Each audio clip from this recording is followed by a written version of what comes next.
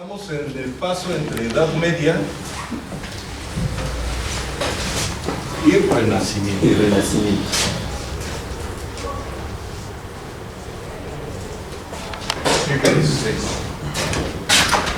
Aquí lo de los siglos siempre es bien conflictivo y depende mucho más allá de una catalogación científica desde la historiografía de la cual estamos abordando el tema del Renacimiento. Algunos historiadores ponen el Renacimiento como cuando Cristóbal Colón llega a México. Ahí inicia el Renacimiento. Otros lo van a poner, no, cuando Dante Alighieri crea la Divina Comedia. Ahí inicia el Renacimiento. Otros van a poner, no, cuando Giordano Bruno. Otros van a poner, no, cuando Paracelso. Otros van a... Y entonces siempre está como muy discutido la caída de Constantinopla. Ahí está muy discutido desde dónde vamos a tomar el Renacimiento. Realmente no hay una época exacta, pero lo importante yo creo es entender más o menos bien qué es el Renacimiento, por qué Renacimiento, qué hay antes y qué va a venir después. Y en el Renacimiento lo más importante es que hay muchas ideas surgiendo de muchos pensadores y todas estas ideas confluyen en temas, pero son bien dispares. Finalmente Giordano Bruno va a hacer una tipo suma de todos estos pensamientos, los va a presentar en sus obras, en particular en 3, y a partir de estas obras pues él se va a cargar el odio de la iglesia, lo van a encerrar y pues vamos, ¿no? Bueno, primeramente Edad Media. ¿Por qué se le llama Edad Media? ¿Ustedes qué creen? ¿Por qué es Edad Media? ¿Por qué se le llama así? Porque pasa la época de oro, la clásica, Grecia. Después de ahí empieza a decaer con Roma, llega el cristianismo y sigue decayendo, o sea, no hay nada que mejore lo anterior, que mejore Grecia. Okay. Entonces ahí está eso hasta que vuelven a los pensadores. En estos dos lapsos hay un espacio intermedio, una edad media. Muy bien, esa es la explicación correcta de por qué en medio de qué. Pues de las dos grandes épocas de la humanidad. Antes, la época clásica, que es Grecia-Roma, todas las demás culturas también, pero en general hablan Grecia-Roma, y la época que viene después, que va a ser precisamente el Renacimiento, que va a ser en Italia, ¿no? Principalmente. Se va a extender, pero principalmente en Italia. Entonces, Edad Media, estamos hablando de la época clásica y el Renacimiento. Se le llama Edad Media todo el tiempo que va a transcurrir desde aquí hasta acá. Otra vez no hay límites precisos como en nada de la historia y de la historiografía. Jamás se va a poner un límite aquí fuera. Todo depende otra vez de qué historiadores al que te leas. Unos van a decir es aquí, otros van a decir es allá. La Edad Media en particular se caracteriza porque, a pesar de que es muy rica, porque son 1000 años los que van a transcurrir aquí, todo se funda en el teocentrismo. ¿Qué es esto del teocentrismo? O sea, la idea de Dios como centro de todo. Teo, Dios, en el centro de todo. Quiere decir que el conocimiento, por lo tanto la verdad, la realidad, la moral, la ley, y en particular pues el mismo ser del hombre van a estar siempre partiendo de la idea de Dios. Y entonces aquí viene pues, el tema más importante de la Edad Media, que es ¿qué es Dios? ¿Cómo es Dios? Y va a haber muchos pensadores que van a plantear ideas pues, bastante distintas. Entre ellos ya vimos algunos. San Agustín, por ejemplo, plantea una idea. Santo Tomás va a plantear otra idea que no contradice a la de San Agustín, pero sí la enriquece más. Y a partir de ahí va a haber un montón de pensadores más que ahorita van a ir saliendo. Cuando finalmente llega el fin de la Edad Media y comienzan los albores del Renacimiento, son un sinfín de causas. Entre ellas podemos mencionar otra vez el ataque a Constantinopla.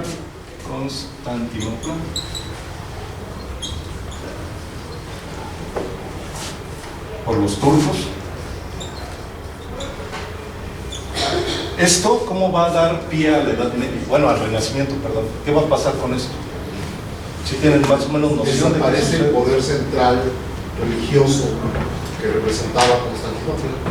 más o menos, pero es algo más práctico, más empírico. El saber que estaba concentrado en Constantinopla viene, o sea, los monjes y los cultos huyen de Constantinopla y van hacia Roma. Todo es por la llegada de los turcos. Sí. ¿Estamos de acuerdo? O sea, Turquía arrasa con Constantinopla. Van a llegar los bárbaros, van a tener una frontera que le van a cerrar el paso a todo lo que va a ser Europa. Y entonces los europeos van a estar con dos ideas. Por un lado, la tierra es plana, semiplana. Por otro lado, en el mar habita el Leviatán. Porque bueno, sí, aquí tenemos Europa, acá ya se viene África, bla, bla, bla. Para acá está Asia, donde va a estar, es aquí, la frontera. Y entonces todos estos europeos no pueden pasar para acá. Va a haber una escasez de ciertas cosas, materiales, entre ellos principalmente el metal. ¿Por qué era importante el metal en esta época? Muy importante. Por la moneda, porque no había billete, era todo moneda metálica. Y segundo, las guerras. Y hay un problema, en Europa no hay metal.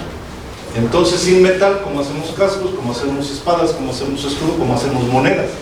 ¿Cómo le pagamos a nuestros sirvientes? Si no hay con qué pagarlo. Entonces empieza una crisis por el metal. Va a haber otra crisis por la ropa. Toda la moda, hablando de vestido, viene de Europa. ¿Por qué? Los vestidos mexicanos de los oaxaqueños están mucho más bonitos que los europeos. ¿Por qué está la moda allí en Europa? ¿A qué se debe que haya creen ropa y más ropa y más? Y cada mes salen nuevos modelos. Los cortes, los reyes. No. Por la aristocracia. No. Por el agua. Aquí en México, cuando tú conoces a un europeo, dicen aquí los mexicanos son muy limpios, se bañan diario. Sí. En cambio, un europeo, si bien le va, se baña cada 10 días. Mucho más en este. En la Edad Media, tú te podías bañar una vez al año. Una vez. Y eso, las mujeres si se casaban, entonces eran 2 veces. Y obviamente para ocultar pues, todos los aromas que generaron pues, por sus circunstancias, ¿no? El origen de los perfumes. Exactamente. El origen de la ropa, el origen de los perfumes está hermanado. El perfume era para tapar todos estos malos aromas. Las flores que le ponían a la novia es para tapar su mal aroma. Entonces, si no hay agua, ni siquiera para beber, para bañarte, mucho menos esa agua va a ser para lavar tu ropa. Entonces esta ropa la usaban y era desechable. La usas un mes seguido y la tiras. Pero en Europa sí, ríos. Sí, pero no en toda Europa. Y no estaban entubados, porque después que esas Bueno, ciudades eso sí son ríos. súper antiguas. Entonces, Abierto. el río Rin, por ejemplo, ahí está, son famosísimos. Pero ¿cómo te llevas el Rin hasta España? Pero en España estaba el Ebro y estaba... La situación es que en las ciudades dentro, Pero no había distribución. Exacto. sí, son de esos canalitos como los que hay por acá por Guanajuato, ¿no? Estaban las fuentes y la gente llegaba ahí a llenar sus cubetas. Cuando no hay agua, la ropa se desecha. Y entonces tienes que generar más ropa, pues sino que te pones. De ahí viene la moda. Pero para hacer la ropa necesitas tela. Y la tela, el hilo, viene de la India. ¿Y cómo llegas a la India si están los turcos ahí? No puedes ir a África por metal porque están los turcos. No puedes ir a la India por tela porque están los turcos. Y finalmente, una circunstancia que pues, a nosotros quizá ya se nos hace de lo más cotidiano. No había refrigerador.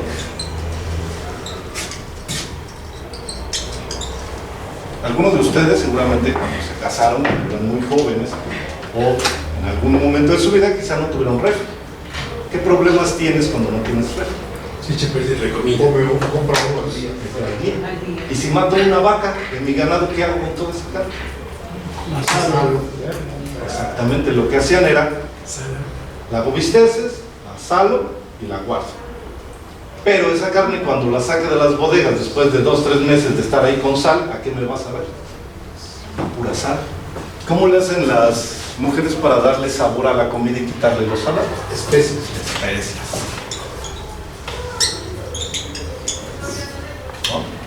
entre ellos la pimienta, y las pimientas orientales eran muy caras, ¿no? Casi la pimienta valía lo mismo que el oro. El SP. Había muchas, ¿no?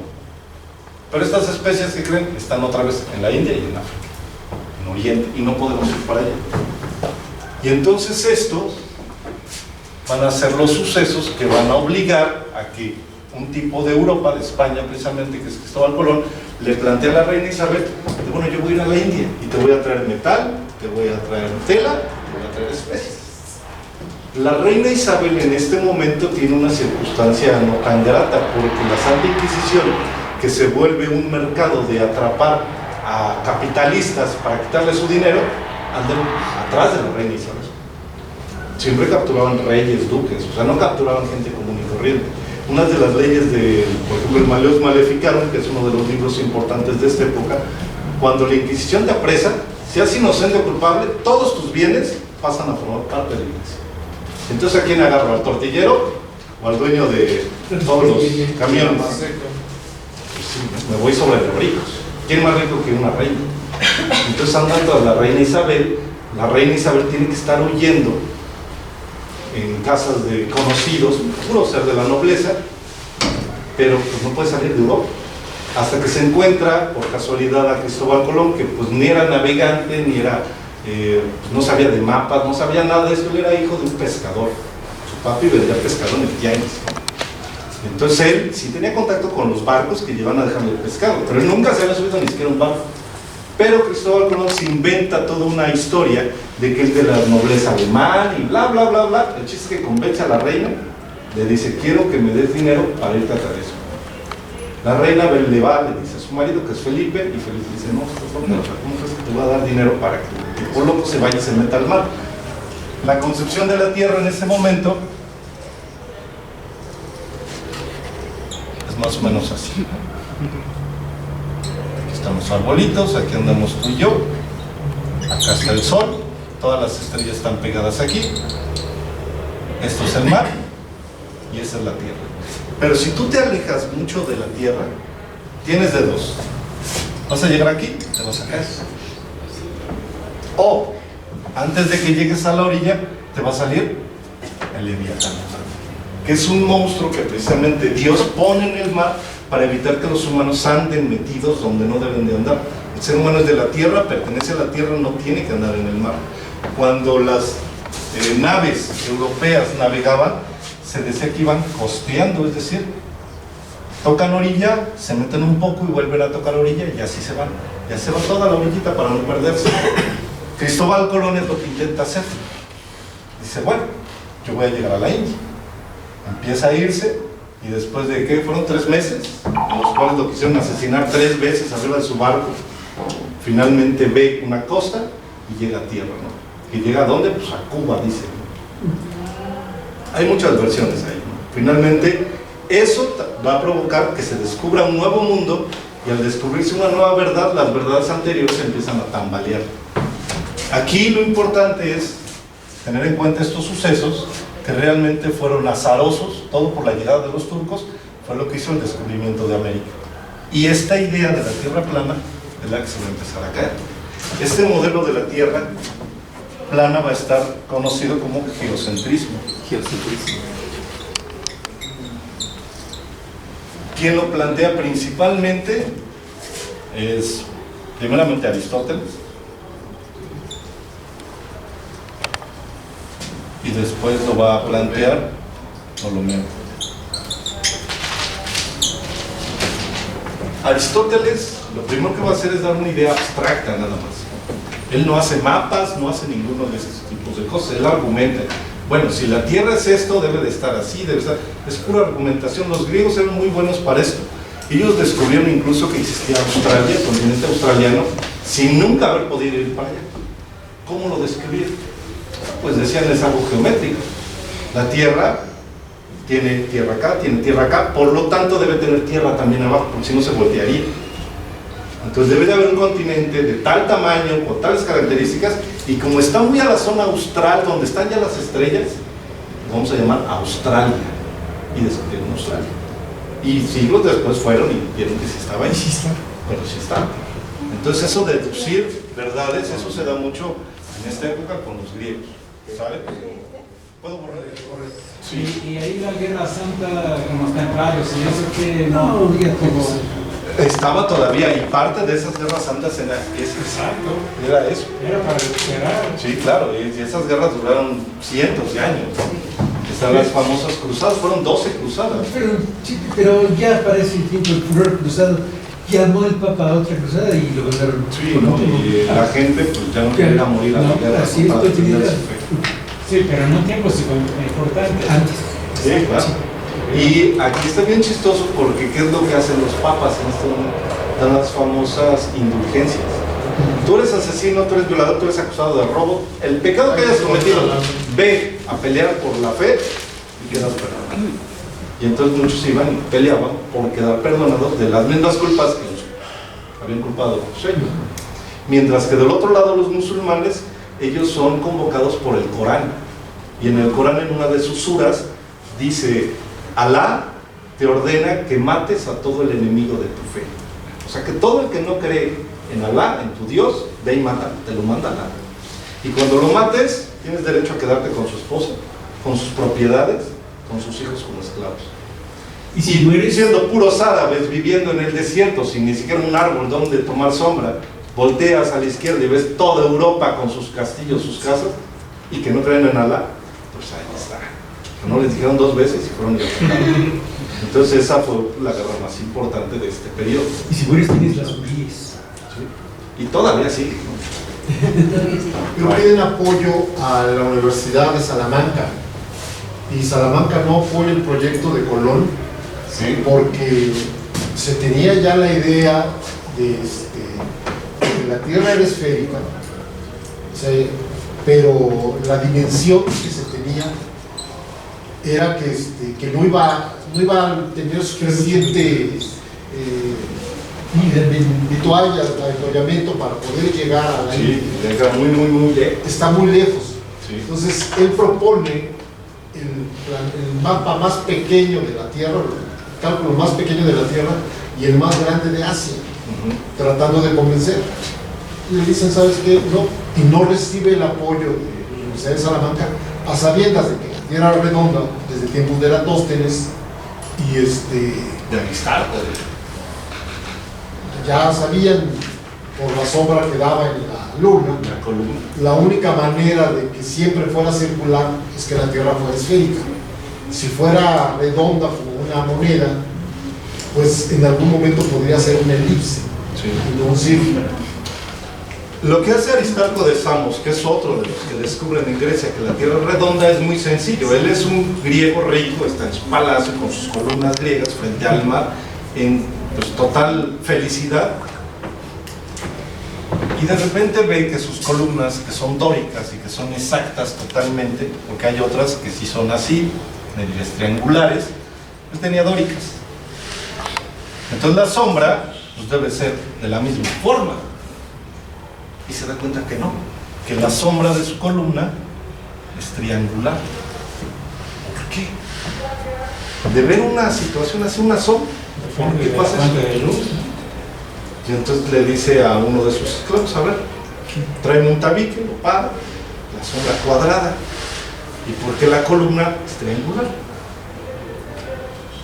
Y entonces le ocurre, muy bien, tráeme un pedazo de tela.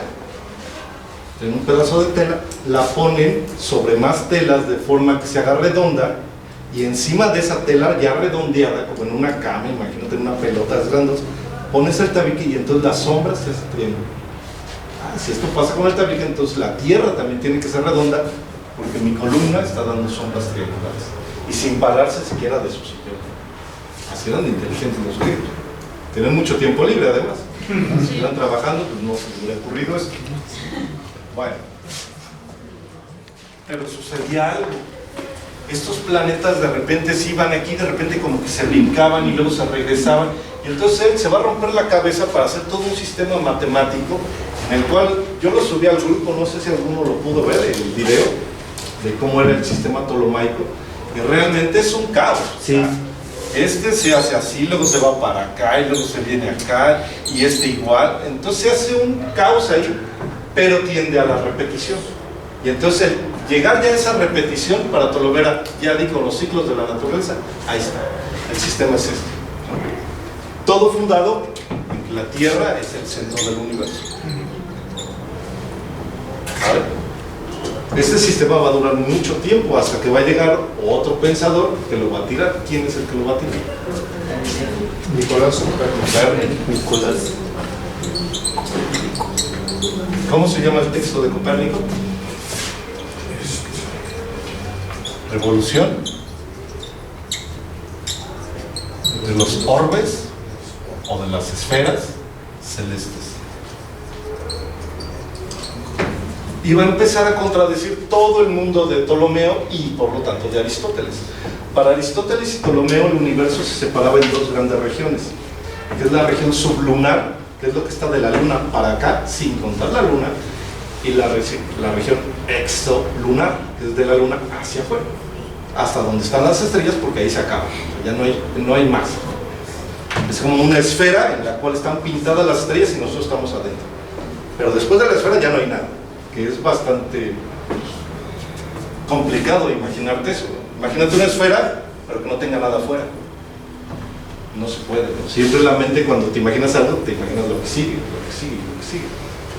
Entonces va a tirar esta idea colocando la idea heliocéntrica.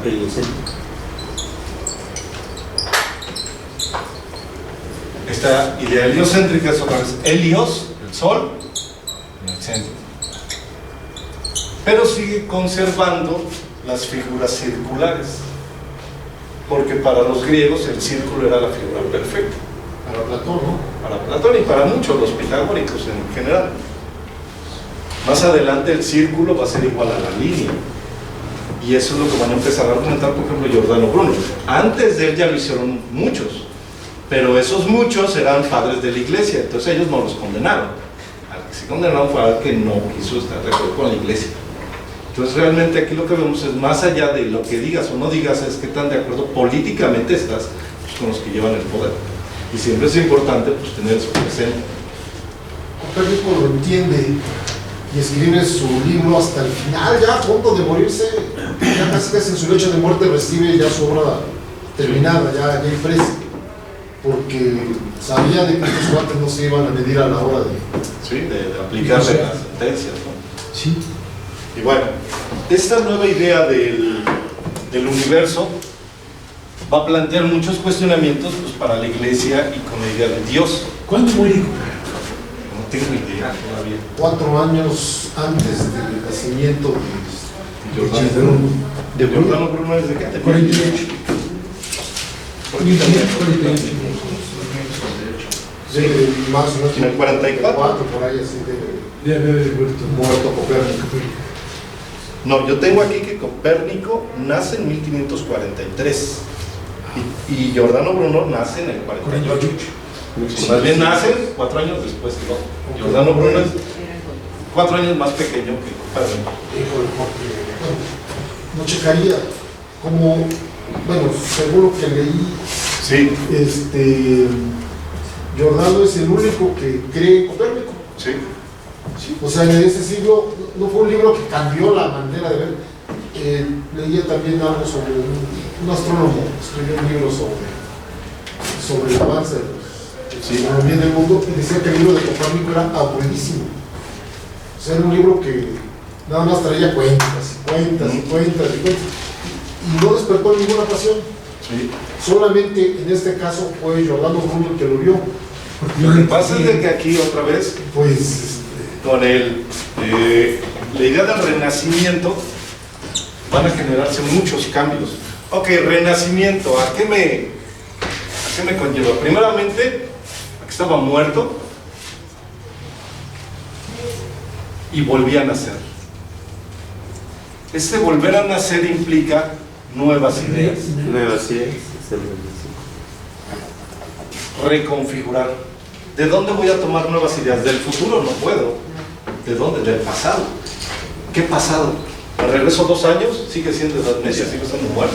Entonces me voy a regresar hasta los clásicos. Pero las ideas que tenían los clásicos Heráclito, Demócrito, Platón, Aristóteles y toda esa bola, las tenemos que reactualizar, resignificar. Es igual con nosotros, nuestra águila en la bandera, hay que resignificar eso, ¿no? Hay muchos pensadores que toman la cultura azteca, pero no literal, hay que resignificarla para que ahora tenga sentido en nuestra época.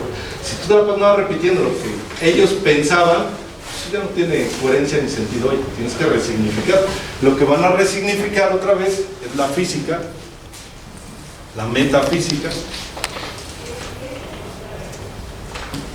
la idea del ser, sobre todo. Eso es lo que se va a cambiar en la Edad Media. Digo, en el Renacimiento.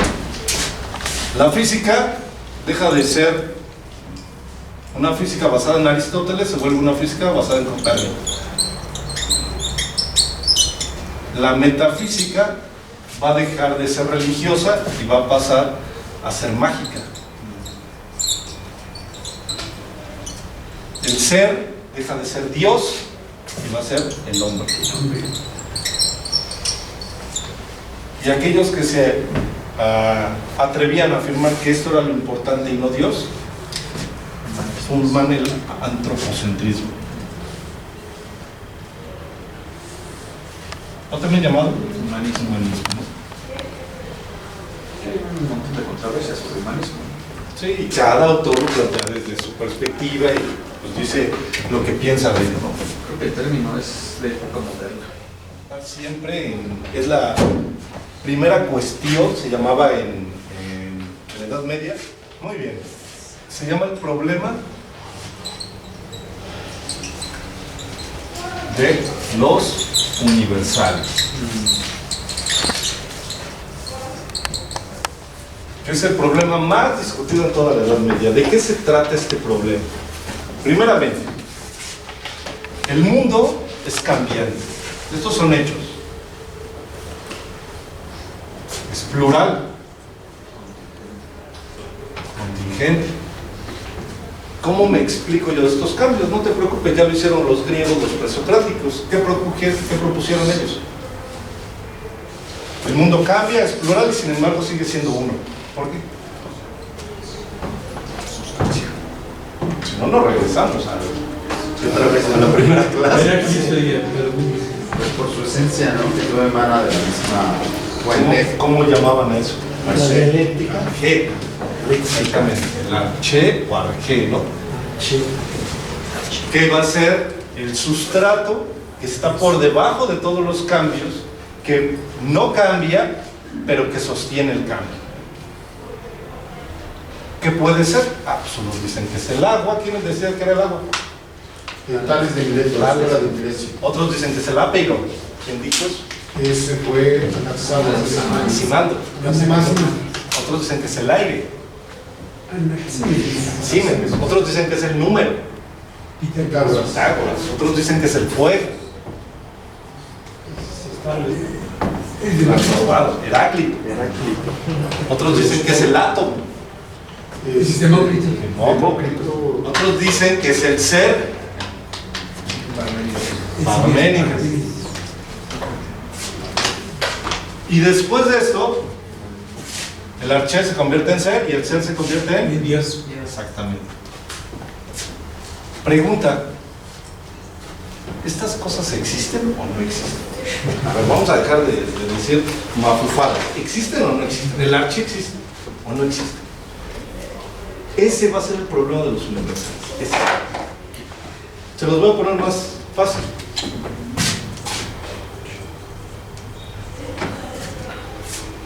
¿Esto existe o no existe? Piénsenlo, no es fácil. No es de sí. ¿Existe un ser que sea eso? ¿O no existe?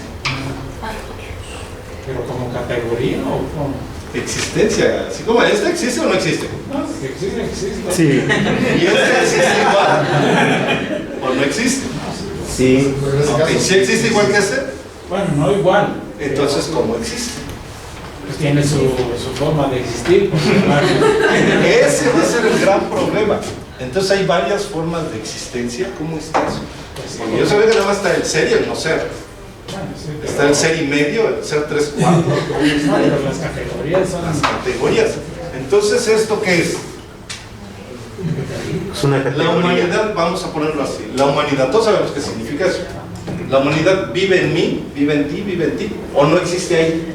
¿Existe en mí o no existe en mí? ¿En dónde está? En mi pie, en mi rodilla, del alma. en el alma, es otro universal. La razón.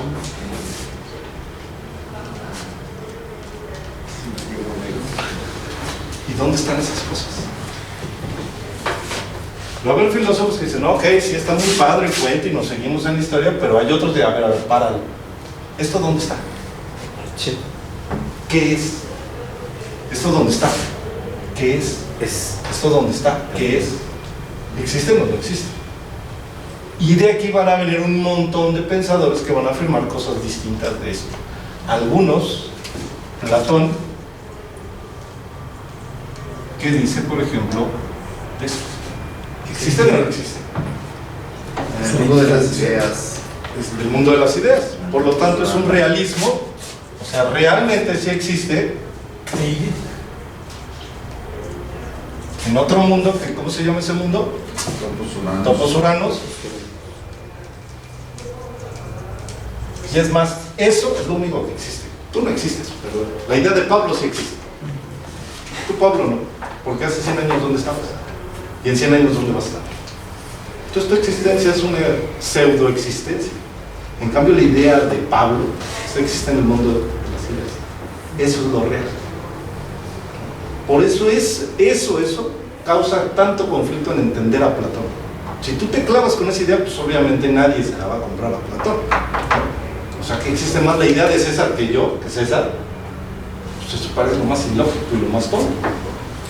Va a llegar otro y va a decir, no, espérate, sí existen estas cosas, pero no están en el otro mundo. Están aquí. La humanidad está en mí, y está en ti, y está en ti.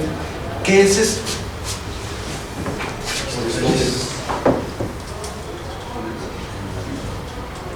Si existen, es real, pero es moderado. ¿Ok? ¿Y esto cómo lo llama Aristóteles? Esto existe en mí y esto es lo que me hace ser a mí lo que soy. ¿Qué es? Recuerden que en Aristóteles hay dos cosas.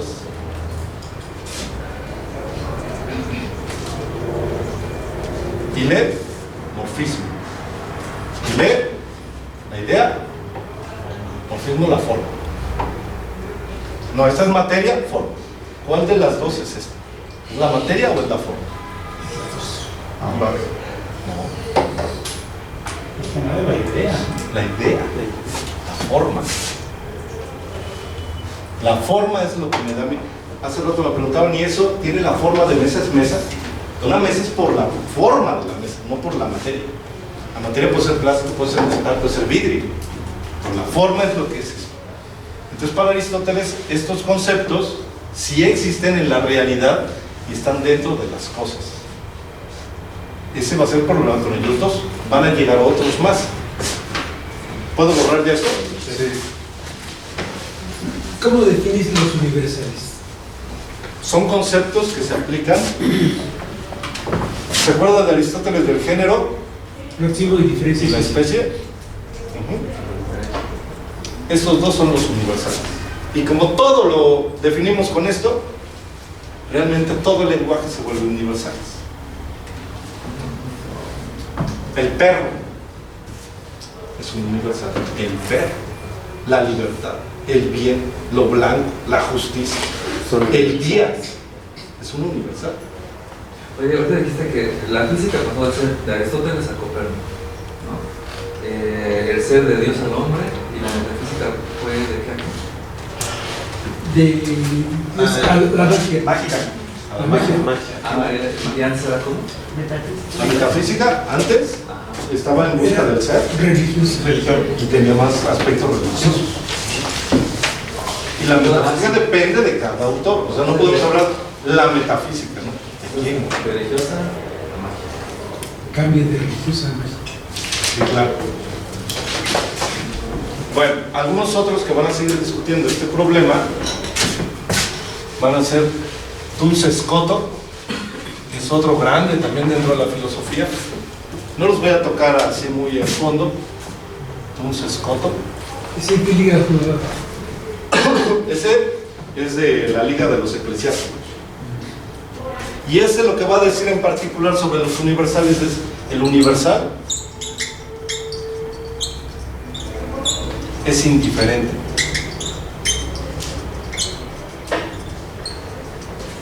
A ver, ¿cómo está eso de que el universal es indiferente? ¿Sí?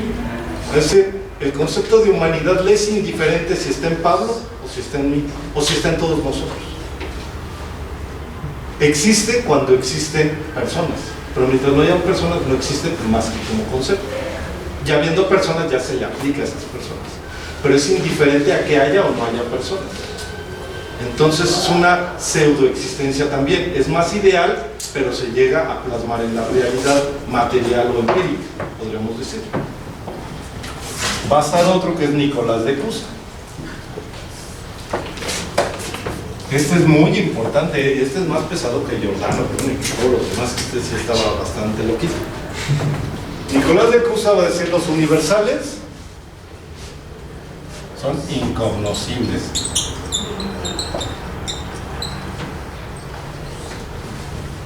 Como Dios. Dios es incognoscible. Porque Dios es lo absoluto. Y a partir de aquí, Nicolás de Cusa va a empezar una serie de juegos lógicos muy padres que después Giordano Bruno va a retomar y por lo cual lo van a quemar. Pero realmente pues el punto fue este de acá. Lo infinito y lo finito. El máximo, lo mínimo. La unidad y la pluralidad. Todo eso es Dios. ¿Se la compran o no se la compran? ¿Sí? ¿Así nada más? Si yo te dijera Dios es blanco y negro, ¿está bien? Sí. Ah, no, pero ¿qué tiene que ver con blanco y negro, con infinito, máximo? Son contrarios. ¿A poco Dios es lo máximo y al mismo tiempo lo mínimo? Sí, ok. Pues no, que Dios no era ni siquiera parte de la creación. Él creó, emanó la creación, pero Dios está aparte. Y a él ya le cambió. No, Dios está aquí, adentro. Acá todavía Dios es como que indiferente a estar o no estar. Sigue existiendo. Cuando estás, entonces Dios está. Pero cuando tú no estás, Dios sigue. Acá no, está dentro. ¿Cómo es que lo máximo y lo mínimo son iguales? A ver, piensen eso. Eso ya es abstracción filosófica. Eso es lo padre de la filosofía. Más allá si le crees o no que existe Dios, lo padre es a ver cómo lo máximo es lo mismo que lo mínimo. ¿Por qué? Pues es como, digamos, un átomo de agua de mar. Contiene la misma información que todo lo demás, que todo el mar. Entonces, de alguna manera, eso que es lo mínimo contiene lo mismo que lo máximo. Okay. Así con todo, ¿no? O sea, si analizamos... Ese es el argumento por participación. Lo ocupan mucho los escolásticos, sobre todo cuando hicieron lo de la hostia. Si yo me como este pan, ahí está Dios, sí. Y si me como la mitad de Dios. No, también está Dios. La más mínima partícula se contiene en todo. Y eso es ya parte de la magia que ahorita nos va a hacer favorismo de exponer sus principios mágicos. ¿Vale? Es participación. Pero no, veámoslo matemáticamente. En el caso del mundo. Sí. Como la homeopatía. A ver, ¿cómo es eso? La homeopatía se maneja a través de las diluciones de un medicamento o un veneno, puede ser un gran veneno a una dosis mortal en el ser humano, y cuando se va diluyendo a ciertas centesimales hahnemannianas las diluciones, y estas diluciones al ser menores van aumentando su potencia, su fuerza de curativo. Y así es como... Y lo que cura es la medicina. Esa es la pregunta. En la homeopatía, la que cura es la medicina. Ese es el gran problema con la homeopatía. El gran problema de Sí, va, te meten tu vacuna contra el sarampión. ¿Y qué te meten? Pues sarampión. Muerto o muy débil. Y te cura ese sarampión. Genera Anticuerpos. Entonces tu cuerpo te cura de ese virus extraño. Nada más este es el pretexto.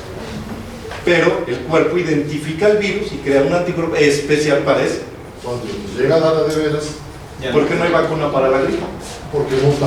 Porque el virus muta y entonces aunque tú generes anticuerpos para una, te llega otra y ya no sirve.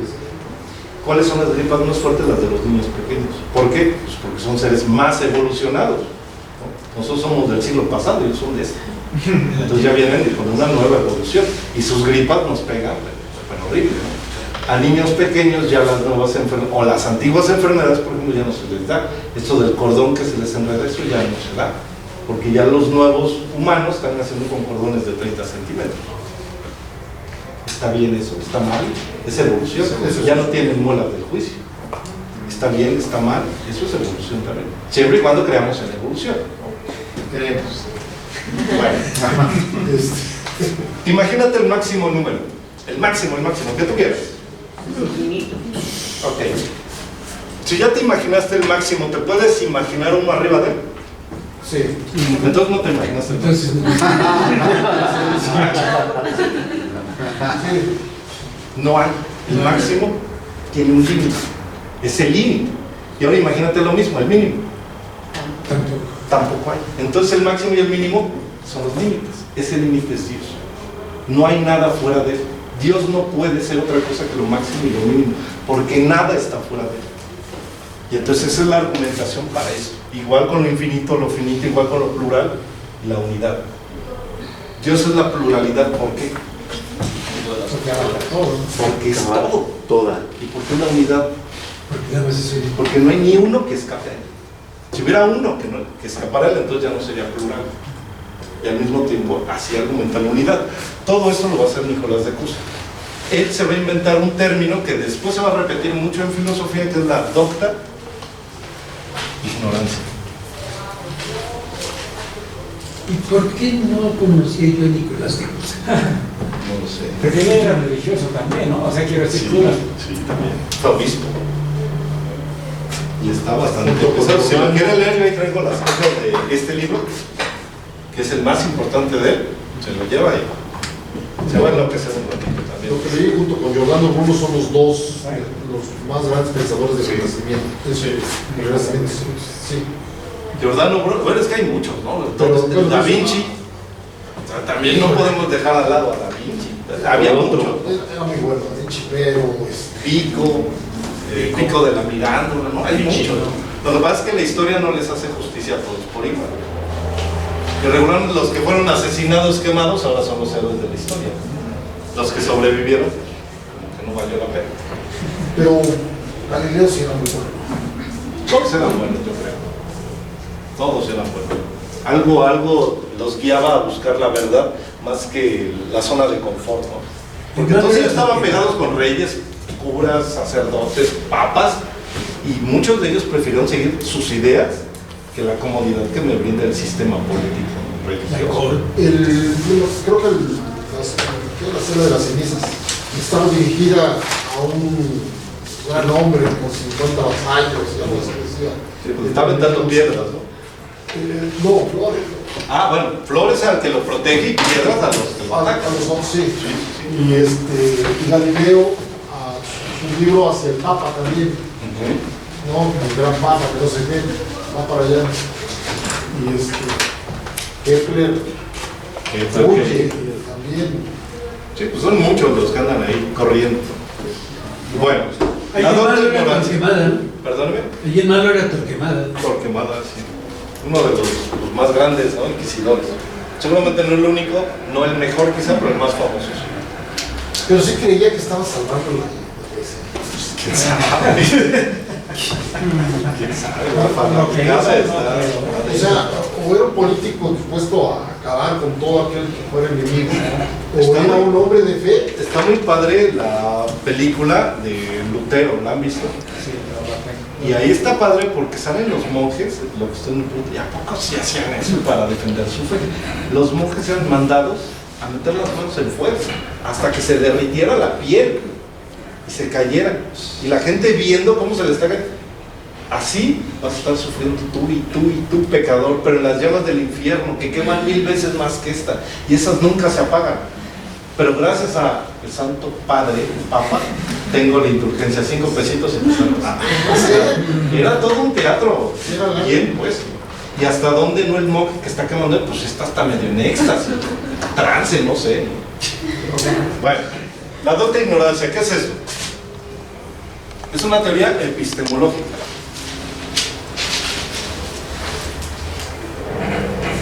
Doctor es una persona que ha estudiado mucho. Primero es la licenciatura, luego la maestría y luego el doctorado.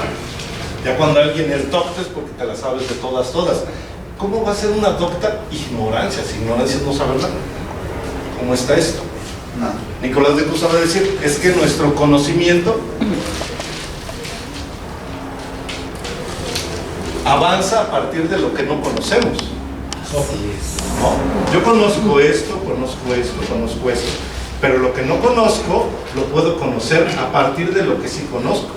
Por ejemplo, yo no conozco a Nicolás de Cruz, pero sí conozco a Giordano Bruno, y a partir de eso me engancho. Siempre voy a conocer algo a partir de los términos que yo tengo. Eso es el giro lingüístico.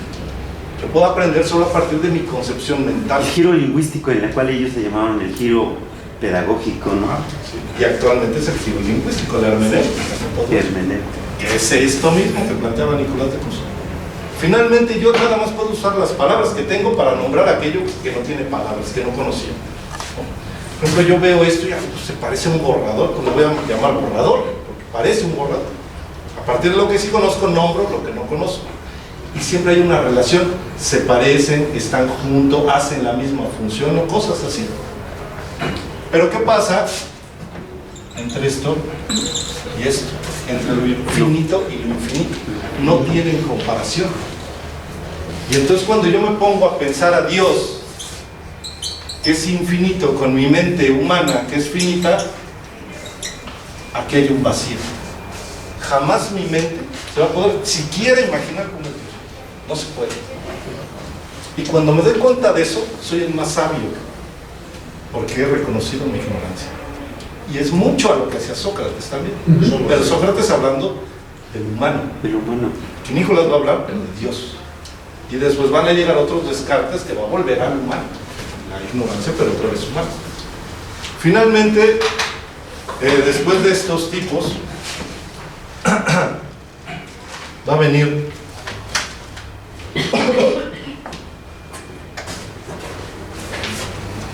Giordano Bruno, que al principio era fraile, y bueno, va a poner una serie de ideas retomadas de todos ellos en el ambiente de la alquimia. ¿Qué es la alquimia? El origen de la química. Alquimia, lo voy a decir para Celso, otro de los que andan también por acá, otro mago, filósofo, teólogo, de todo le hacía, químico, alquimista. La alquimia, va a decir, es todo aquello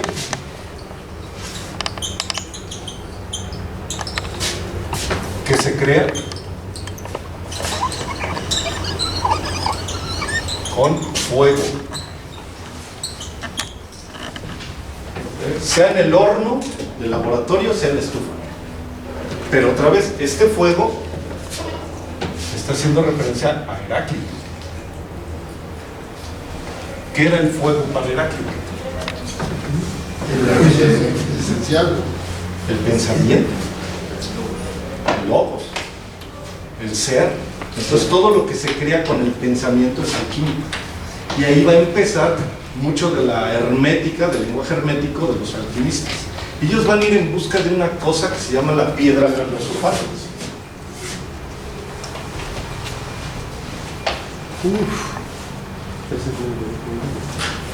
¿Qué es la piedra filosofal? Para la mayoría de los alquimistas, en un principio, sí era una piedra, un material de la tabla periódica, si lo quieren ver así, que tenía que ser rojo, tenía características, porque muchos dijeron, aquí la tengo, pero nadie lo probó realmente. Para Celso mismo dice, yo la tuve, y yo creé incluso seres humanos con ella, pero nunca los enseñó.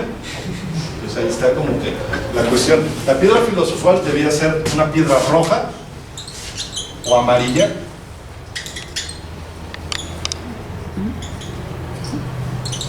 azufre. O sea, el rojo y amarillo es el azufre, el azufre rojo, el Sí, azufre amarillo. Ahora, cinabrio. ¿Sí qué?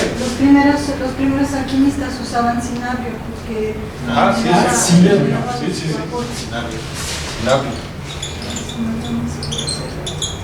El mercurio, azofre.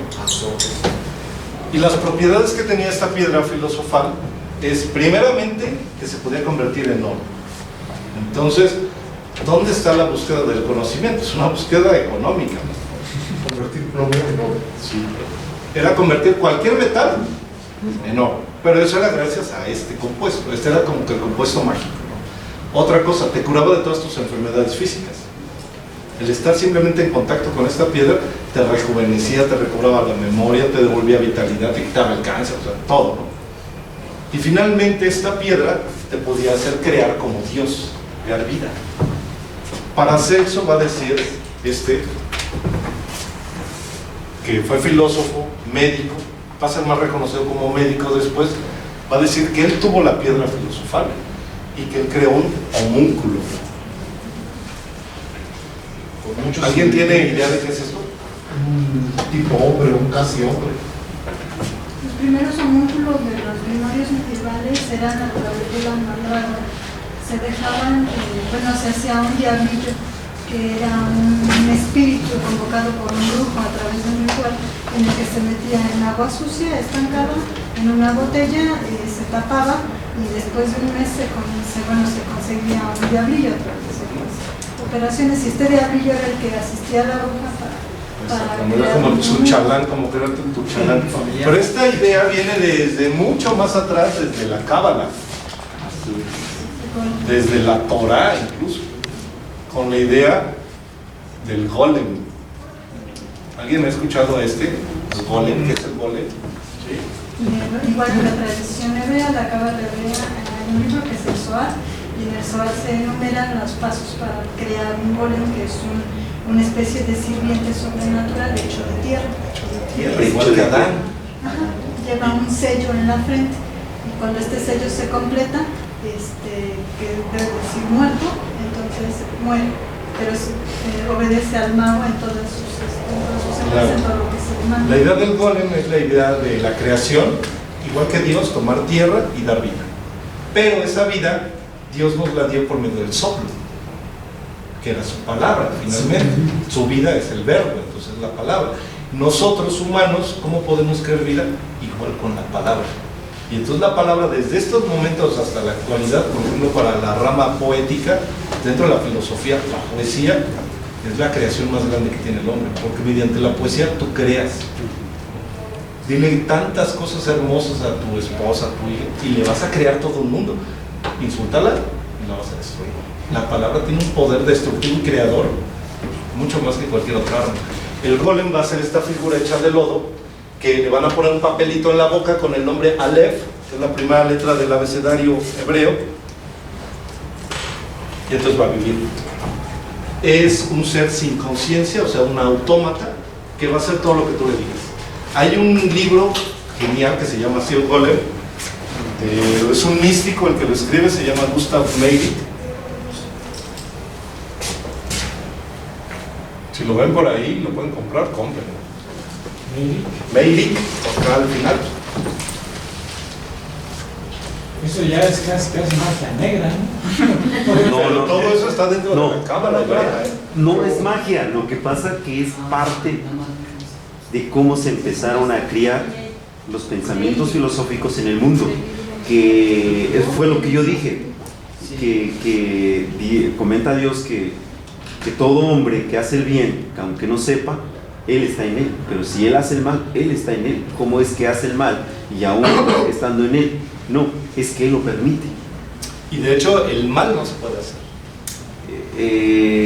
Se puede permitir que pase, pero no se puede hacer, porque hacer el mal sería crear algo, y el mal no crea.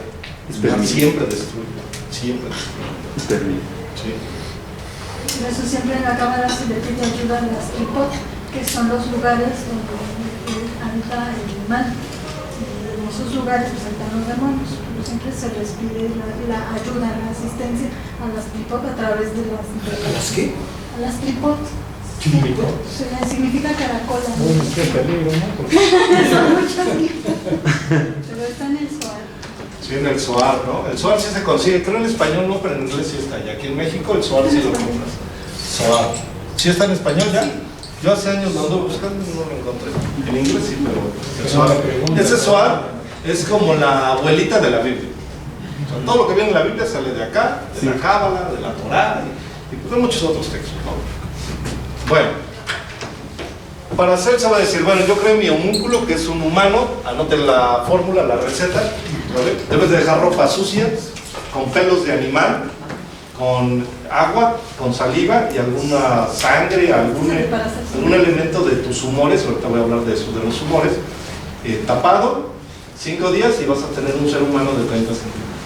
Y él afirmó que lo hizo, y la gente le creyó. Y muchos dijeron, sí, yo también ya lo creí, y sí sirve. A ver, muéstramelo. No se puede. No se puede. Y nadie lo mostró jamás. Pero todo el mundo creía eso. ¿Por qué le creían a Paracelso? No a otros.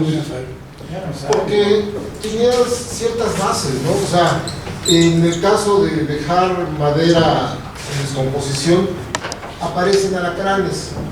Pues sí, hay huevecillos, hay...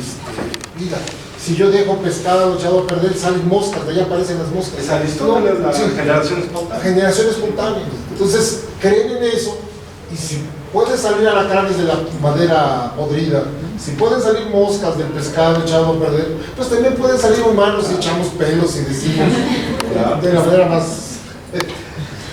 química, no dije nombres. Echamos sustancias para generar un ser, ¿sí? O sea, claro, apoyado en eso. La teoría de la generación espontánea de Aristóteles, otra vez. Y Justo creo, a él le van a creer en particular, porque Paracelso, a diferencia de muchos médicos, él usaba mercurio en las curaciones. Acuérdense que en esta época la iglesia prohibía abrir los cuerpos. Tú no puedes abrir la creación de Dios. Dios te creó perfecto y tú así te debes de morir perfecto. Entonces las curas eran las famosas sangrías, que por un lado servían y por otro lado te mataban, ¿no? Porque sí, te desangraban. Pues imagínate, si de por sí traes un montón de virus y luego sin anticuerpos, pues te mueres. En otras sangrías, precisamente al desangrarte salía así un poco de los virus y te recuperabas. Pero era un método igual para la gripa que para cuando te amputaban un pie. Era la receta para todo. Paracelso empieza a ocupar mercurio. Y el mercurio empieza a servir para curar muchos males, muchos envenenamientos, por ejemplo. A pesar de que el mercurio es bien venenoso. Y entonces Paracelso se vuelve el más grande de los médicos porque salva a gente de la nobleza. Y a partir de que se renombre, se inventa lo de su homúnculo. Así es. Y todo el mundo le cree. Entonces este otro va a ser también bien importante. Aquí lo importante es que va a estar la teoría de Hipócrates, en el fondo. Hipócrates, retomando a Pitágoras, decía que en la Tierra hay 4 elementos: tierra, aire, fuego y agua. Dentro del ser humano también, pero dentro del humano no se llaman elementos, se llaman humores. Y son 4 sustancias líquidas. La primera de ellas, pues obviamente la conocemos, es la sangre. Es roja. La flema. ¿Qué color es la flema? Verde. Verde. La bilis. La bilis era verde. No, la bilis es la bilis negra y la bilis amarilla. Va a haber 2 tipos de bilis. Bilis amarilla y bilis negra. Y en el Renacimiento esto estaba tan de moda como actualmente está de moda lo de los estilos de aprendizaje. Seguramente ustedes lo han escuchado. Ah, tú eres kinestésico, tú eres auditivo, tú eres visual. Pues así era igual acá. Era una forma en la que los médicos se trataban de explicar las enfermedades y cómo curarlas también. Ya esto ya estaba en Platón, se recuerda, pero él todavía juega con estas cosas. Si tú tienes mucha tierra en tu cuerpo y esta tierra empieza a dominar los demás elementos, entonces vas a tener deshidratación. Si es por acá vas a tener gripa. Si es por acá vas a tener hidropesía. Si está por acá vas a tener calentura. Y en estas 4 están todas las enfermedades. Sí. Se correspondían astrológicamente, recuerdo que para hacer se usa mucho la astrología, que por cierto se llama astrología médica. De la astrología a la astronomía. ¿Cuál es la diferencia de esta a esta?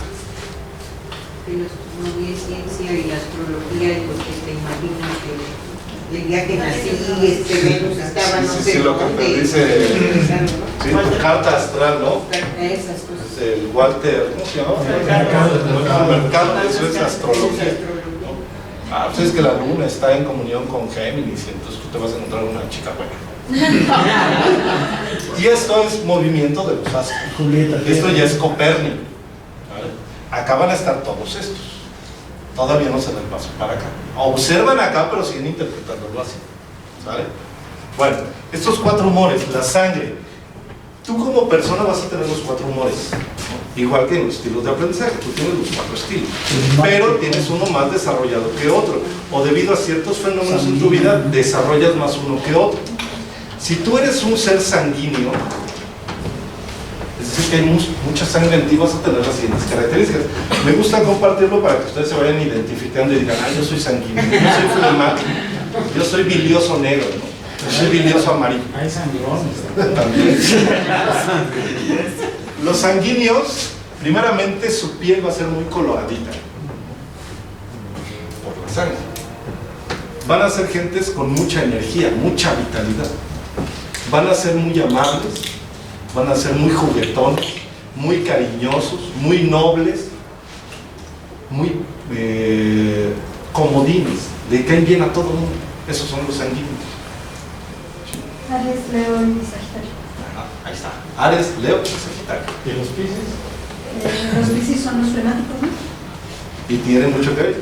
Igual cada quien, por eso es cada quien, a ver si le atino o no le atino. Flemáticos.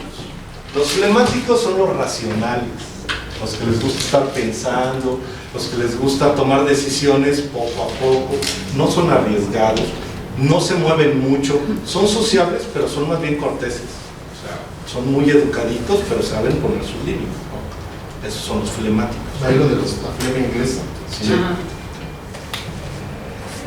Los de bilis amarilla, por ejemplo, esos son los coléricos. Y el colérico, pues como su nombre lo indica, es muy colérico, muy enojón, cualquier cosa lo hace enojar. Pero al mismo tiempo cualquier cosa lo pone feliz. Son personas, estos, los coléricos, muy sensibles, muy volubles. Ven algo y se ponen tan felices, ven otra cosa y se mueren. Ahora entiendo. Hay un libro genial que se llama Anatomía de la Melancolía. El autor es Robert Burton. ¿No? Y él va a hacer todo un estudio super padre de estas cosas. Ahí lo traigo, si alguien lo quiere, se lo llevo, ¿vale? Finalmente, la bilis negra. La bilis negra son los melancólicos. Y Aristóteles ya la había catalogado. La melancolía, los melancólicos. ¿Quiénes son los melancólicos? Los tristones. Son aquellos que son los que tienen más genialidad en la mente, pero esa genialidad lo que te hace descubrir es que vas a morir. Y entonces te invade una tristeza tan profunda que ya te es difícil vivir. Es decir, los más inteligentes son los más tristes también, porque te das cuenta de, o sea, esto está mal, estamos condenados a la horca. ¿Y de qué me sirve tener riquezas, y mujeres y juventud si todo se lo va a llevar? Eclesiastés. Sí, exactamente. Se considera saturnina, Paracelso decía que era la melancolía saturnina. Todos los que estaban tocados por Saturno tenían esa melancolía, que era Tauro y el Capricornio. Tauros, Virgos, Capricornio están por acá. Y la melancolía es la peor enfermedad que hay, porque de la melancolía se te desprenden todas las demás enfermedades. El libro de Anatomía de la Melancolía va a salir 3 años después de que matan a Giordano Bruno, pero está en la época, seguramente Giordano Bruno lo conoció, porque afirma muchas cosas que también ya estaban por allá. O sea, no es nuevo ese libro, No es de la época, ese es igual de la época, ¿no? Robert Burton. ¿Y el temperamento melancólico? El alcohólico. Melancólico. El melancólico quedaría más bien, pues sí, también por acá o por acá, depende por qué tome. Hay gente que toma para estar feliz y estar contento, entonces es sanguíneo. Está el otro que toma para, pues, apachurrarse más, ¿no? Por las de José José y más se aplaza. O de José Alfredo. Es el melancólico, alcohólico. No, porque el de José Alfredo sería más por acá, ¿no? O colérico, ¿no? Porque el corrido de José Alfredo es: la vida no vale nada. Pero eso no me pone triste, más bien, hay que vivirla y hay que hacerla. Bueno, algunas características me gustaría leerlas. La bilis negra, el melancólico, se relaciona mucho con la tierra, con el frío, con la sequedad, la tristeza, la melancolía. Es gente muy artística, es fácil de conmover. Ve a un animalito, una mosca muriendo y se pone también a llorar, ¿no? Es muy voluble y es introvertido, el melancólico. Los melancólicos casi no hablan, viven dentro de ellos. Y no quiere decir que no piensen, son los que más piensan, ¿sabes? Pero por lo mismo se quedan pensando: lo diré, no lo diré, y siguen ahí, no salen. El de la bilis amarilla se relaciona con el fuego, es la calidez, también es la sequedad, es la cólera o el enojo. Son muy apasionados, muy enojones, tienen mucha energía, tienen una voluntad muy fuerte, son constantes, son perseverantes, o sea, son aferrados, son muy impulsivos, activos, rápidos, poco reflexivos, pero muy prácticos. ¿Y eso para qué me sirve? Esos son estos, los coléricos. ¿Regañan mucho también? Sí, también. Son enojones, ¿no? Los sanguíneos tienen que ver con el aire, con esa liviandad del aire. Son gentes muy livianas, muy cálidas. También tienen que ver con la humedad, tienen que ver con lo estable, con lo amable. Son alegres, optimistas, cariñosos, son seguros, genuinos, abiertos, empáticos, simpáticos también, fuertes en lo positivo, pero débiles en lo negativo. Fíjate qué chistoso. Un sanguíneo, cuando haces algo bien, te lo festeja: bravo, no te salió excelente. Pero cuando la riegas, no pasó nada. Así son. Es gente que va siempre a resaltar más lo positivo en cualquier aspecto, y son seres que están dados para los de afuera. Platón, ¿no? Siempre los sanguíneos es: primero come tú, y están bien, cómo les va, y al final él es feliz si ve a los demás felices. Este es el sanguíneo, a diferencia de este de acá. Este va a ser feliz, bueno, ni siquiera él va a ser feliz. Este de acá, el melancólico, dice: yo no puedo tener contacto con otro, me cierro en mi mundo, pero además en mi mundo yo no soy feliz, porque sé que voy a morir. Entonces este es como el más desgraciado, a pesar de que es el que tiene más fortunas, ¿no? Más inteligencia y más todo. Este es tocado por Dios, dice Robert Burton. Todo el libro de Robert Burton lo inicia diciendo: yo sufro este mal y escribo esto tratando de componerlo. Después toda la psiquiatría moderna lo va a retomar, y primeramente a esta melancolía le van a llamar neurosis. Después le van a llamar estrés, después le van a llamar spleen, y son todas las enfermedades que realmente no tienen como una catalogación precisa. Entonces, el flemático le queda el agua. Al flemático es el agua, frío, la humedad, es muy racional, tiene mucha frialdad, no son nada pasionales, son muy serenos, muy corteses, están muy equilibrados, son muy pacientes, son discretos, honrados, cumplidos, disciplinarios y muy metódicos. Esos son los flemáticos. A partir de este pequeño contexto, que se dan cuenta, hablamos de la tierra, hablamos de guerras, hablamos de esto, a partir de ahí va a surgir la figura de Giordano Bruno, y en particular la figura de la magia y la alquimia. Esta alquimia era en laboratorios, tratando de encontrar la piedra filosofal o de formarla, porque muchos decían: no, es que la piedra no existe, se tiene que formar. Y el principal elemento que usaban era el azufre. Pero si huele a azufre, ¿quién está presente? Y entonces por eso es que los llevaban a la Inquisición. Entonces, vaya, su gracia pues era su desgracia finalmente. Y bueno, no sé si habrá algo más, Ismael, ¿no? ¿Con esto está bien para la introducción?